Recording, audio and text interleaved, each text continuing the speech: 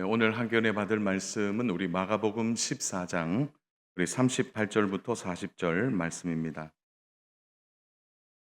우리 마가복음 14장 우리 38절부터 40절 말씀인데 우리 세 절 말씀입니다. 천천히 말씀 우리 같이 합독하면 좋겠습니다. 같이 말씀 합독합니다.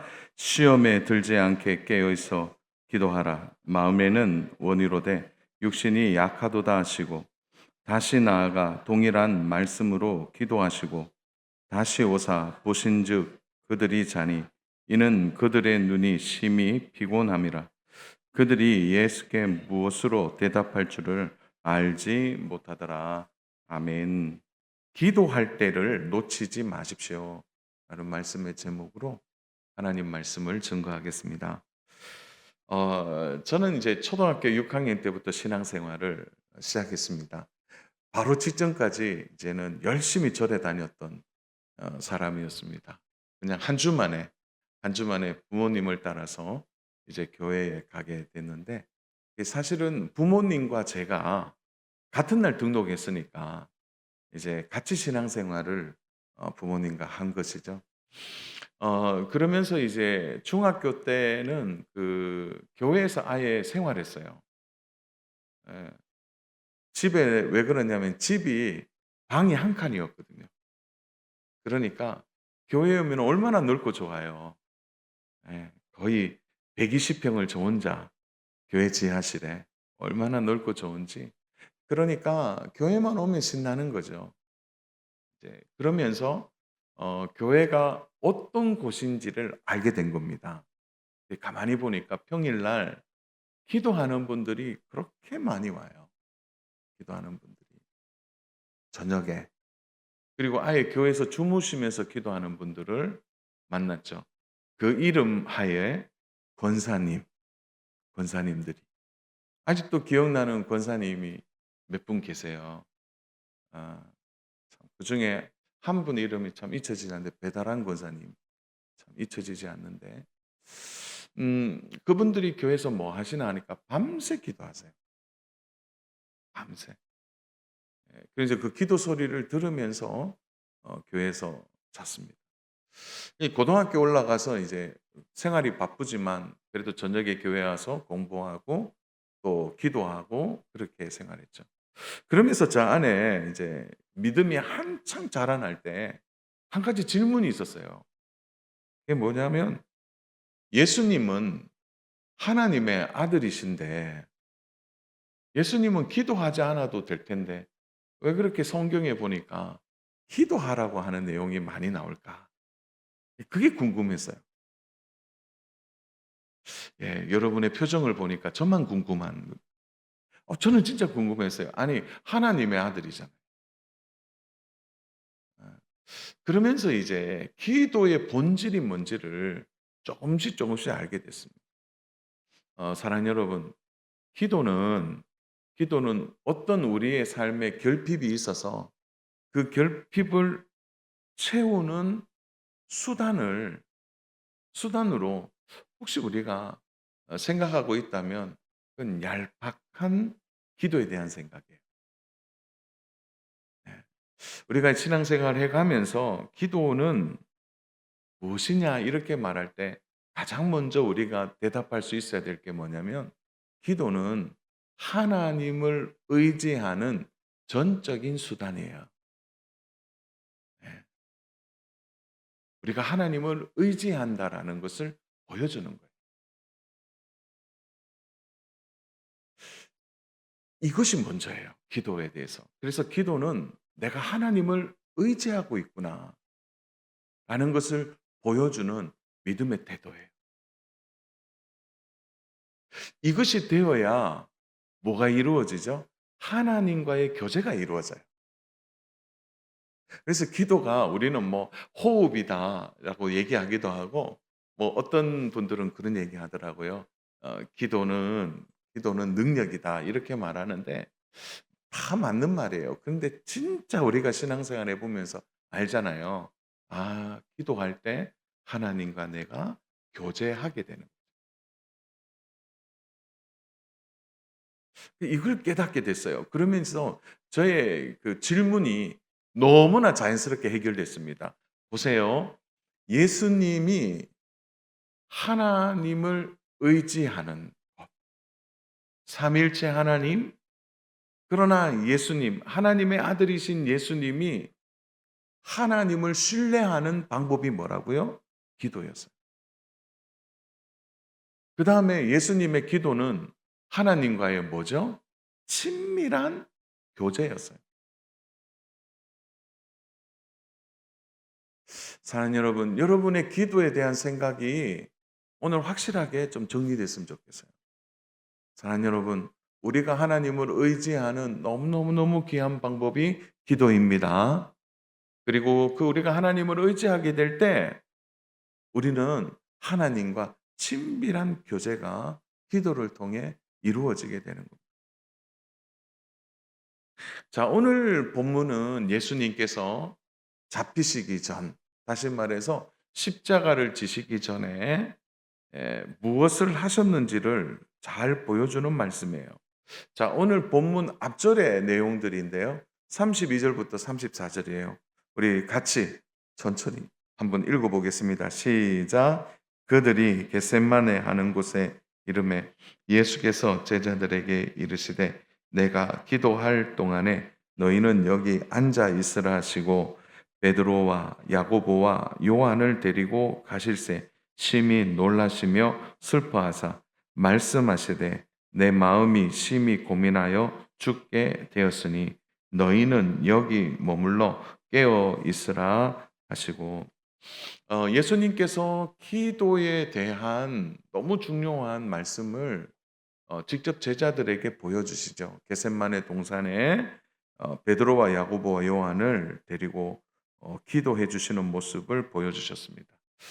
예수님은 십자가를 통해 죄와 죽음의 문제를 해결해 주시죠. 우리 안에 있는 막힌 담을 하나님과의 막힌 담을 허는 것입니다. 사랑하는 여러분, 우리가 예배 전에 샬롬 샬롬 샬롬 하는 가장 큰 이유가 뭡니까? 하나님이 주시는 평안은 하나님의 자녀만이 할 수 있는 일이에요. 하나님의 자녀들은 평안할 수 있어요. 하나님과의 막힌 담이 허물어졌기 때문에. 그래서 예수님이 오늘 우리의 이러한 문제들을 해결하시기 위하여 십자가를 지시는 겁니다. 예수님이 십자가를 지시는 과정에서 예수님은 승리하셨습니다. 그러나 제자들은 실패했습니다. 어쩌면 예수님은 승리하신 것과 제자들의 실패의 가장 큰 원인을 찾아보라면 오늘 본문일 겁니다. 제자들의 실패는 무서운 유대인들의 군중 심리나 종교 지도자들의 힘이 아니에요. 어떤 상황이나 환경 때문에 제자들이 실패한 게 아닙니다. 그들이 무너진 이유는 분명하죠. 여러분 40절에 보면 그들이 심히 피곤해서 잤다 이렇게 나오죠. 그들이 자니. 근데 오늘 우리가 좀 전에 34절 읽어봤잖아요. 깨어 있으라. 자지 말고 깨어 있으라는 거죠. 왜 그렇게 말씀하셨을까요? 그들은 기도에 실패했습니다. 깨어 있어야 되는데 그렇게 하지 못한 거라는 거죠. 우리가 이 부분을 분명하게 알 수 있는 장면이 나오는데요. 자, 실패한 제자들이 있죠. 근데 제자들이 실패만 한 게 아니에요. 자, 그들을 한번 보겠습니다. 베드로와 요한이 성전 미문에 앉아 있는 날 때부터 40세까지 앉아 있는 안절뱅이를 일으킨 기적이 있습니다. 그걸로요. 사내들이 공회에 붙잡혀 갑니다. 그리고 공회가 위협하죠. 너희들 복음 전하지 마. 금지를 시킵니다. 자, 이럴 때 베드로와 요한이 어떻게 합니까? 사도행전 4장 18절부터 21절입니다. 우리 같이 한번 천천히 읽어볼까요? 시작. 그들을 불러 경고하여 도무지 예수의 이름으로 말하지도 말고 가르치지도 말라 하니 베드로와 요한이 대답하여 이르되 하나님 앞에서 너희의 말을 듣는 것이 하나님의 말씀을 듣는 것보다 옳은가 판단하라. 우리는 보고 들은 것을 말하지 아니할 수 없다 하니 관리들이 백성들 때문에 그들을 어떻게 처벌할지 방법을 찾지 못하고 다시 위협하여 놓아 주었으니 이는 모든 사람이 그 된 일을 보고 하나님께 영광을 돌림이라. 그럼 전혀 다른 제자가 되어 있습니다. 여러분 이렇게 되기까지 어떤 과정이 있었던 겁니까? 그럼 여기에 중요한 과정이 있죠. 그게 바로 오순절 성령 강림 사건입니다. 다시 말해서 마가의 다락방에서 제자들이 무엇을 한 것입니까? 그들이 성령님을 기다리면서 간절히 기도했습니다. 성령 강림 사건을 통하여 그들이 기도를 알게 된 거죠. 그리고 그들이 기도의 사람이 된 것입니다. 그럼 기도가 왜 중요합니까? 제가 서두에 얘기했죠. 기도는 하나님을 의지하는 거예요. 그럼 그거를 우리가 잘 이해한다면 기도할 때 하나님을 의지하게 되면 육은 약해지고 영은 깨어나게 됩니다. 그들이 기도의 사람이 된 겁니다. 여러분 제가 중간중간에 마귀에 대한 얘기를 잠깐 할 겁니다. 여러분 마귀는 우리에게 그렇게 말해요. 너희들 교회 다니는 거 다녀. 너희들 하나님 믿는다며 믿어. 너희들 예배 드린다며 예배 드려. 그러나 우리를 분주하게 만들고 바쁘게 만들어서 신앙생활은 하라고 해요. 마귀가. 그런데 뭘 소홀히 하게 만드냐면 기도를 소홀히 하게 만들어요. 왜냐하면 다른 것은 방해하잖아요. 그런데 여러분들이 기도하기를 결단하면 그렇게 방해를 합니다. 왜 그럴까요? 기도하지 않으면 스스로 무너지기 때문에 그렇습니다. 여러분 신앙생활에 있어서 기도의 방어선이 구축되어 있지 않으면 언제든지 넘어집니다.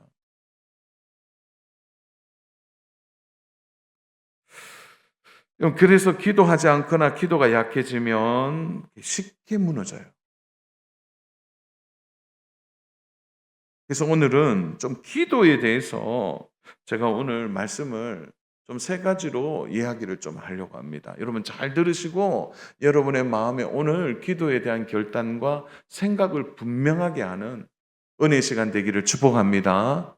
우리 옆에 분들에게 인사하겠습니다. 깨어 있으라. 예, 예. 깨어 있으라. 예. 지금 한 분이 졸아서 깨어 있으라. 깨어 있으라.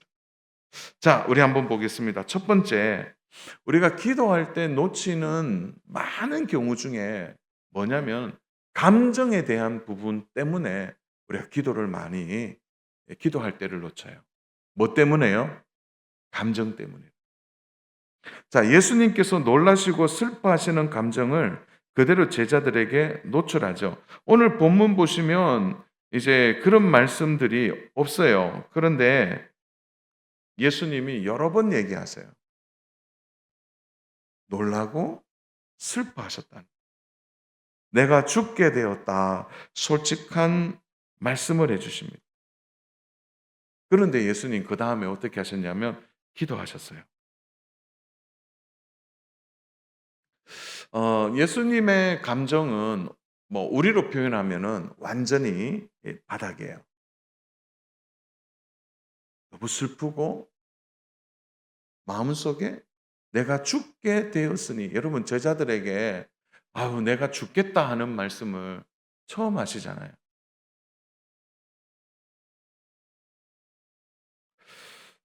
근데 중요한 건 이거예요. 감정과 상관없이 예수님은 기도하는 태도를 가지셨다는 겁니다. 그럼 기도 생활에 있어서 우리의 감정은 매우 복잡합니다. 때로는 기도해야 된다는 마음과 현실적인 감정이 서로 충돌할 때가 있습니다. 이게 참 답답하죠. 기도할 수 없는 이유를 말할 때 우리는 감정에 대한 이야기들을 많이 해요. 지금 너무 힘이 들어서. 내가 기도할 마음이 들지 않아서. 또 어떤 분들은 그렇죠. 내가 지금 이런 기분인데 기도를 어떻게 합니까? 그렇게 말해요. 목사님, 부부 싸움을 했는데 제가 어떻게 기도하러 나옵니까? 그런 얘기예요. 최근에 제가 부부 싸움에 대해 얘기를 했더만 어떤 분들이 저한테 계속 와서 뭐 때문에 부부로 싸웠냐고 사모님과 하도 그러셔서 제가 오늘 선포합니다. 예. 저희들 자주 안 싸웁니다. 예. 기억하시면 좋겠어요. 그런 기분이 안 든다는 거예요. 그래서 감정이 기도를 앞서는 거죠. 여러분, 감정에 의해 기도 생활이 이루어진다면 우리는 얼마나 많이 기도할까요? 바울과 실라가 복음을 전하다가 감옥에 들어갑니다.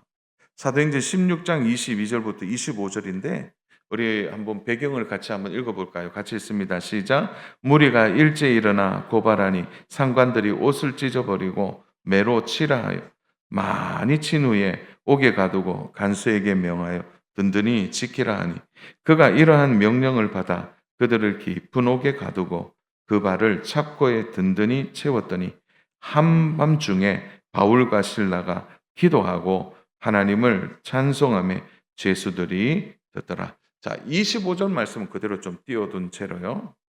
모든 사람들이 보는 앞에 멋지게 귀신이 도망갑니다. 여정의 몸에서 귀신이 떠나가게 되죠. 많은 사람들이 이 귀신 들린 여종과 관계가 있었어요. 왜요? 점치는 것을 통하여 그들이 많은 수입을 얻을 수 있었기 때문이죠. 자, 바울과 실라 때문에 그들은 하루아침에 밥줄이 끊겨버린 겁니다. 가만히 있지 않겠죠. 성을 요란하게 했습니다. 선동한 거죠. 그래서 바울과 실라가 선동죄, 요난죄로 감옥에 들어가게 되죠. 그냥 감옥에 들어가면 되는데 그렇게 매를 댔어요.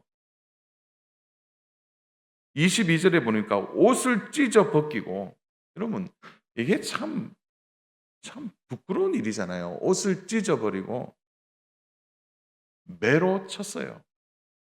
그리고 당시에는 속옷이 변변찮은데 그냥 겉옷 하나만 입는데, 그러니까 옷을 찢었으니까 얼마나 수치심이 느껴졌겠어요. 그리고 매를 쳤습니다.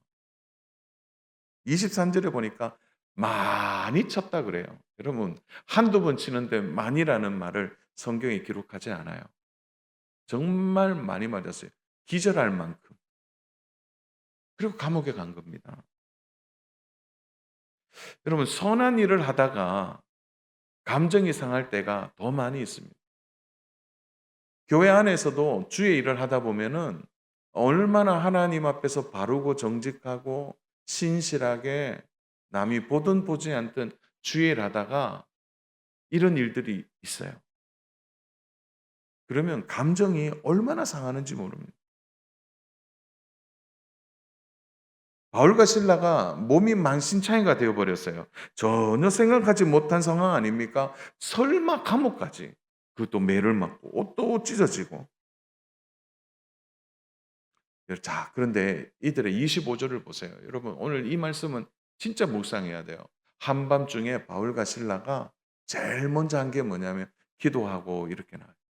감정적으로 기도할 기분이 안 나잖아요, 지금.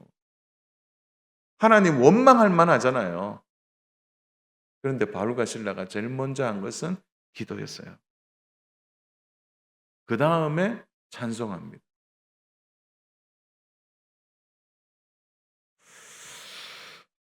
때로는 우리가 감정이 따라오지 않을 때가 있죠.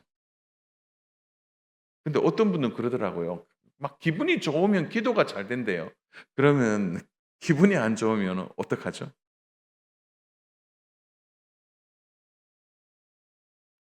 감정과 상관없는 것이 기도예요. 내 기분과. 제가 지난번에도 한번 말씀을 드렸는데, 사랑하는 여러분, 또 부부싸움 얘기인데요. 부부가 주일 아침에 싸우더라도 교회는 네, 가야 돼요. 부부가 다투더라도 교회 와야 돼요. 뭐가 우선인지를 아셔야 돼요. 교회 오셔서 회개 기도하시고 예, 예배 후에 푸셔요. 푸셔요. 감정에 휘말리면 내가 오늘 이런 기분으로 교회 못 간다 오늘. 내가 이런 마음으로 어떻게 하나님 앞에 봉사할 수 있냐? 아니에요. 상한 심령을 가지고 오십시오. 하나님은 상한 심령을 받으세요. 와서 하나님 앞에 나아가야 되는 거죠. 제가 답을 드릴 수는 없지만 여러분 감정이 그렇다 하더라도 일단 기도하시기를 바랍니다. 기도하셔야 돼요. 여러분 중요한 것은 기도하게 되면 반드시 하나님의 인도하심을 받게 됩니다. 그러니까 감정 때문에 눌려 있지 마시고 여러분 그 감정에 자유하시라는 얘기예요. 감정과 상관없이 나와서 기도하면 5분을 기도하든 10분을 기도하든 기도의 자리에 나와서 기도하게 될 때 우리 안에 계신 성령님이 우리의 기도를 인도해 주십니다. 여러분 예수님의 인성은 놀라고 슬퍼하시고 답답해 하셨어요. 그러나 예수님은 기도를 놓지 않으셨다는 거예요. 여러분 기도 생활에 감정을 내려놓으셔야 됩니다. 그러므로 기도할 때를 놓쳤다. 혹시 내 감정 때문인가를 잘 살피셔서 그럼 감정이 아니라 믿음의 기도가 우리의 삶에 살아나기를 주님의 이름으로 축복합니다. 그래서 먼저 감정을 잘 다스리란 얘기예요. 두 번째로 우리가 기도해야 할 이유가 있는데 그것은 시험에 들지 않게 하기 위한 일이에요. 자, 첫 번째가 감정을 이겨내고 기도하기 시작하면 그 기도는 시험을 이겨내게 된다는 거죠. 자, 예수님은 제자들에게 기도할 이유를 가장 긴급한 순간에 말씀하세요. 오늘 38절 말씀이죠. 자, 38절 말씀 같이 읽겠습니다. 시작. 시험에 들지 않게 깨어 있어 기도하라. 마음에는 원이로되 육신이 약하도다 하시고. 자, 시험에 들지 않게 기도하라 하면 되는데 왜 중간에 깨어 있어라는 단어를 그 앞뒤 사이에 넣을까요? 이건 반드시 알아란 얘기예요.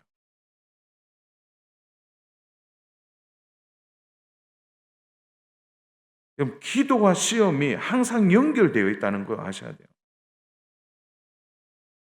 그럼 기도하지 않는 제자들은 그 시험 앞에 모두가 넘어집니다. 여러분 참 놀라운 것은요. 기도하지 않으면 어떻게 보면 모든 삶의 작은 것도요. 다 시험거리가 되더라고요.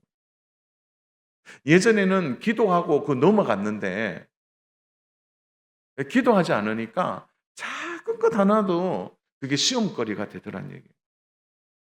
시험과 간증은 종이 한 장 차이입니다. 어떤 성도는 간증을 하고 어떤 성도는 시험에 넘어지게 되는 거예요. 그 차이를 만드는 것이 바로 기도라는 거예요. 자녀들을 위해서 한 주간 우리가 좀 기도하려고 합니다. 여러분 자녀들을 위해 기도한다고 하지만 참 자녀들을 위해서 집중해서 기도하는 시간이 참 우리의 일상에서 많지 않습니다. 자녀를 기도로 세우는 일도 쉬운 일이 아니죠. 우리가 새벽에 자녀들을 위해 기도하는 이유는 하나입니다. 자녀들이 시험에 들지 않고 하나님 앞에 바로 설 수 있도록 기도하는 일이죠. 다른 건 몰라도요, 여러분, 자녀를 위한 기도는 이기적이 되어야 합니다. 한 주간 동안 만사를 제쳐놓고 기도하는 일에 힘쓰셔야 돼요. 제가 전에도 한번 그런 간증을 했는데, 몇 해 전이죠. 태국으로 이제 단기 선교를 가게 됐어요. 28명이 그때 단기 선교를 갔는데, 그 비행기 안에서 이제 치앙마이 공항에 이제 곧 내린다고 하니까 이제 막 마음이 급해지는 거예요. 그래서 짐도 챙기고 그렇게 했는데 이 비행기가 한두 번 선회하는 거예요. 바로 안 내려가고. 아 그래서 좀 '공항이 좀 뭐 뭔가 복잡한 게 있나.' 그런 생각을 했어요. 근데 뭐 이 비행기 안에서는 뭐 단기팀들 안에는 막 서로 이제 막 웃고 즐겁고 서로 얘기 나누고 막 행복했죠. 약간 이제 예 들뜬 마음도 있고. 그리고 이제 공항에 내렸는데 이제 내려서 선교사님을 만났는데 선교사님이 저를 보자마자 왈칵 앉는 거예요. 그래서 "선교사님 왜 그러시냐."니까 이 선교사님 얼굴이 사색이 되어 있죠. 우리는 비행기 안에서 몰랐는데 그 공항에는 난리가 났대요. 왜냐니까 한 번도 경험해 보지 못한 이 돌풍이 이 그 공항의 주변에서 일어났다는 거죠. 그래서 모든 공항 안에 있는 소방 차량들이 다 대기하고 그 비행기가 내리다가 휘말려서 어떻게 될까 봐. 근데 전혀 저희들은 몰랐어요. 그래서 그 인제 선교사님하고 사모님하고 그러면서 그 주변에 있는 모든 동력자들한테 긴급 기도 문자를 다 보낸 거예요. 현지 인제 지도자들한테도. 그 짧은 순간이었지만 얼마나 강력한 기도가 있었는지 우리는 몰랐어요. 내려나서고 내리고 난 뒤에 모두가 알았습니다. 자 오늘 이 제자들의 모습을 보십시오.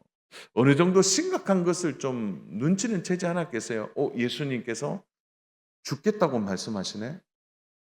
얼마나 힘드시면.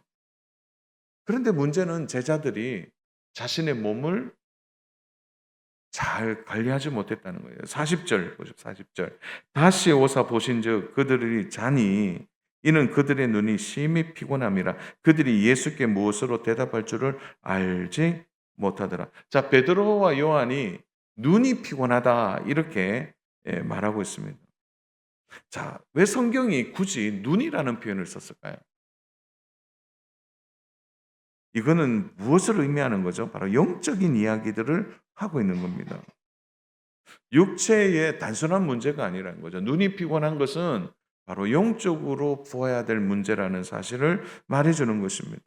이런 베드로와 요한이 예수님보다 사실은 체력이 더 좋은 사람들 아니에요? 어릴 때부터 어부로 자랐어요. 그야말로 거친 삶을 살았던 사람들이기 때문에 체력적으로는 훨씬 더 예수님보다 낫습니다.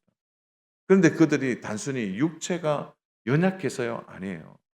그들의 눈이 피곤함이러라 이렇게 얘기합니다.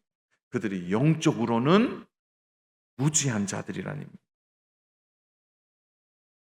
우리가 때로는 예배 드릴 때 졸음이 올 수 있어요. 그런데 매주일 예배 때마다 우리가 계속 존다면 그건 뭐죠? 눈이 피곤한 겁니다. 다시 말해서 영적으로 한번 생각해 봐야 된다는 거예요. 여러분 그래서 기도 훈련이 되어 있지 않으면 그대로 자신의 육체의 흐름에 따라 살게 되는 겁니다. 제가 토요일 날 밤에 우리 아이들 보고 늘 하는 얘기가 뭐냐면 토요일 날은 뭐 늦게까지 뭐 하지 마라. 그래서요 자주 싸워요. 또 싸우는 얘기네. 그 자녀들한테 방에 들어가서 불 꺼라. 핸드폰 내려놔라. 어떨 때는요 12시가 넘어도 핸드폰 하면요 제가요 그냥 강제로 다 모든 거 다 내려버려요 전기를.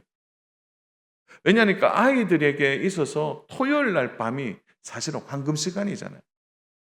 학교 안 가고. 그런데 그 시간이 그렇게 하니까 주일 아침에 예배할 때 눈이 피곤해요, 아이들이 벌써. 그럼 그래서 주일 예배 잘 들으시려면 토요일을 잘 보내셔야 돼요. 육체가 피곤해질 수 있다는 거예요. 산 여러분, 기도하면 시험이 없어지는 겁니까? 여러분, 오히려 시험은요, 기도하는 사람에게도 오고, 기도하지 않는 사람에게도 시험은 같이 옵니다. 중요한 것은 뭐냐면 그 시험을 어떻게 이길 것이냐라는 거죠. 예수님이 한 번만 기도하라고 한 건 아니잖아요. 가셔서 다시 오셔서 깨어 있으라 말씀하시고 또 가셔서 기도하시고 또 오셔서 깨어 있으라 이렇게 말씀하신 겁니다.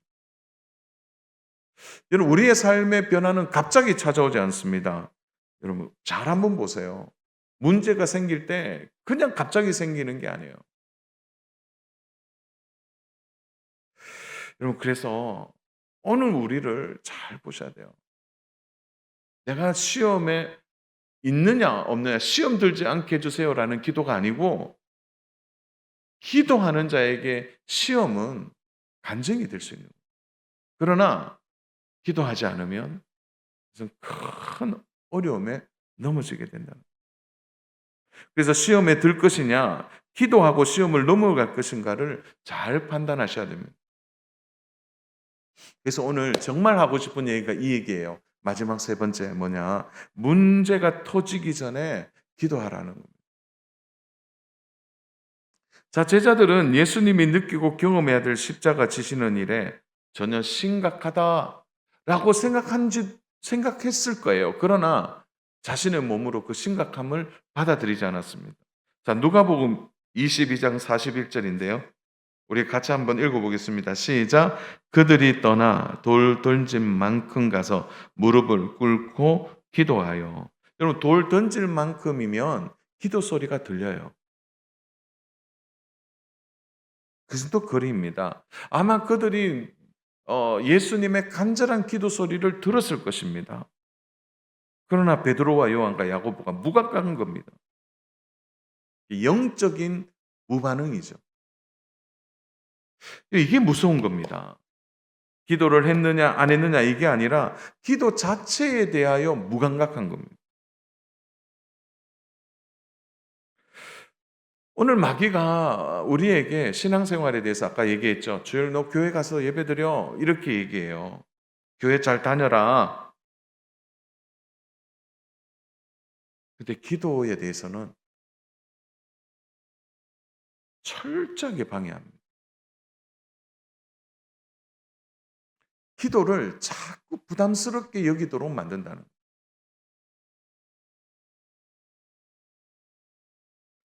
여러분 우리는 오늘도 예수님의 기도하는 소리를 듣고 삽니다. 성령님이 우리 안에서 끊임없이 탄식하며 기도하는 소리를 듣지만 베드로와 요한과 야고보처럼 우리는 자고 있다는 거죠. 이 교회 건물을 지으면서 벌써 8년이 넘었네요. 이제 이 건물을 지으면서 예방 차원에 반드시 설치해야 될 것들이 얼마나 많이 있는지 몰라요. 여러분 우리가 여기 이제 제일 밑에 이제 바탕에 이제 콘크리트 타설할 때요. 이게 바닥 공사할 때 여러분 레미콘 차량이 98대 왔습니다. 그래서 우리가 내진 설계를 위해서 바닥을 얼마나 깊게 파고 콘크리트로 얼마나 타설했는지 몰라요. 예방 차원에서 그만큼 쏟아부은 겁니다. 여러분 우리 교회 보면 스프링클러가 곳곳에 있어요. 아마 한 1m, 1m 한 52m 안에 스프링클러가 다 장치되어 있어요. 화재 위험을 준비하는 거, 소방시설, 화재 경보 시스템, 방화문, 스프링클러 등 뭐 곳곳에 준비되어 있어요. 또 우리 소방을 담당하는 장로님들이 매번 소화기를 거꾸로 놨다가 바로 놨다가 얼마나 철저하게 준비하는지 모릅니다. 한 가지예요, 한 가지. 예방이라는 거예요. 여러분 기도 생활은 영적 경보 시스템과 같다는 겁니다. 일이 터지기 전에 미리 기도하는 일이 얼마나 중요한지 모릅니다. 여러분 어떤 일이 일어날지 몰라요. 10분 뒤를 우리가 알 수 없다는 겁니다. 그럼 진짜 무서운 거는요. 우리가 기도하지 않고도 일이 잘 될 때예요. 그럴 때는 진짜 무서운 일이 있을 수도 있습니다. 오늘 우리가 탄식해야 될 것은 물질이 없어서 또 어떤 여러 가지 뭐 아파서 힘들어서가 아니라 진짜 탄식해야 될 거는 내가 기도하지 않는다는 것에 대한 탄식이 우리에게 있어야 된다. 제가 두 번째 주제 가운데 얘기했죠. 기도해도 시험이 있다고. 우리가 자주 부르는 찬송가의 가사에 보면은 그걸 불러도 우리가 그것을 잘 모르고 넘어갈 때가 많이 있어요. 찬송가 325장이잖아요. 예수가 함께 계시니. 우리 이 찬양 우리 잠깐 같이 한번 해볼까요? 시작. 예수가 함께 계시니 시험이 오나 겁없네. 기쁨의 근원 되시는 예수를 위해 삽시다. 날마다 주를 섬기며 언제나 주를 기리고 그 사랑 안에 살면서 땅길로 가지 맙시다. 예수가 함께 계시니 뭐가 오나요? 오나 겁없네. 시험 옵니다. 예수님이 함께 계셔도 그 다음이 중요하죠. 기도하는 자에게 시험이 와도 시험거리가 되잖아요. 제가 말씀 준비하다가 이 찬양을 부르는데 얼마나 힘이 나는지 몰라요. 예수가 함께 계시니 시험이 오나 겁없네. 그러면서 다 적용했어요. 예수가 함께 계시니 시댁이 오나 겁없네. 시댁이 와도 겁없고 시누이가 와도 겁없고. 제가 오늘 말씀드리는 이유를 잘 이해하셔야 됩니다. 예수님이 여러 번 제자들에게 기도하라고 사인을 주십니다. 근데 문제는요, 기도해야 할 때를 놓치면 기도할 수가 없다는 겁니다. 이제 예수님 얘기하세요. 베드로와 요한과 야고보 일어나라 가자 이렇게 얘기하세요. 이제 언제 기도합니까? 이제 그들은 문제 앞에 서게 됩니다. 우리가 살아가면서 하나님께서 계속 마음에 기도하라고 부담을 주실 때가 있습니다. 그 선한 마음이죠. 이때 미루시면 안 돼요. 때를 놓치면 후회합니다. 상황 속에 밀려 어려워질 수 있습니다. 기도하라는 마음을 부어주실 때 순종하는 우리 믿음의 성도님 되시기를 축복합니다. 기도를 시작해 보세요. 성령님이 도와주실 겁니다. 이제 우리 자녀 세대들의 여름 사역이 잘 마무리가 되었습니다. 자녀 여러분, 한번 좀 생각해 보세요. 자녀 문제 앞에서는 누구보다도 우리 적극적이잖아요. 좋은 학원을 찾고 또 좋은 곳에 아이들 보내려고 그렇게 애를 쓰고. 부모님들 대단하세요. 아이들 보면 어떻게 좀 더 잘 세우고 잘 도와줄까 그런 고민 많이 해요. 그런데 혹시 자녀에 대한 기도는 너무 무기력하지 않습니까? 혼자 자녀들을 위해 기도 시간을 정하고 기도하는 일은 어렵습니다. 특히 특정한 시간을 정해서 이렇게 얘기하죠. 나는 오늘 저녁에 교회 가서 기도 한번 해야지. 그런데 꼭 오후 되면 약속을 전화가 와요. 오늘 저녁에 만나자. 기도 시간을 지키는 일은 정말 어렵습니다. 이유를 아시죠? 마귀가 기도하는 일을 가만두지 않아요. 그래서 우리가 함께 기도하는 시간을 준비했습니다. 언제요? 여러분 새벽에 약속 잡는 분 없죠? 혹시 내일 새벽 4시에 약속 잡으신 분 있습니까? 혹시 수요일 날 새벽 4시에, 금요일 날 새벽 5시에 약속 안 잡아요? 하나님과 약속 잡으시기 바랍니다. 그리고 함께 기도하세요. 1시간만 일찍 주무시고 함께 기도하기를 원합니다. 지금은 자녀들을 위해 울 때입니다. 말씀을 정리합니다. 십자가 앞에서 예수님은 온전히 기도하셨습니다. 제자들을 데리고 함께 기도하기를 원하셨습니다. 예수님의 감정은 사정없이 흔들렸지만 예수님은 기도의 무릎이 약해지지 않으셨습니다. 기도하는 모습을 직접 제자들에게 보여주시기를 원했고 예수님은 십자가에서 승리하셨습니다. 우리가 자녀의 문제에 대해서는 지나칠 정도로 예민하고 또 물질, 돈에 대해서도 반사적으로 우리는 반응합니다. 그러나 기도에 대해서 너무 무관심하지는 않는지, 예수님이 왜 이토록 밤새도록 기도했는지 우리 다시 일어나야 합니다. 우리의 눈이 너무 피곤하지 않습니까? 깨우시기 바랍니다. 깨어있는 신앙, 깨어있는 기도 생활 쉽진 않지만 여러분 모르게 잠이 들면 안 됩니다. 지금 나의 영적 상태를 확인하시고 기도할 때를 놓치지 않는 지혜로운 성도님 되시기를 주님의 이름으로 축복합니다. 목사님 어떻게 기도해야 될까요? 묻는다면 저는 이렇게 대답하고 주고 싶어요. 성령님이 기도하게 하신다면 기도할 때와 또 기도할 말을 허락하실 줄로 믿습니다. 우리 복되신 성령님 의지해서 여러분 기도의 자리에서 함께 기도하는 우리 믿음의 성도님 다 되시기를 주님의 이름으로 축복합니다.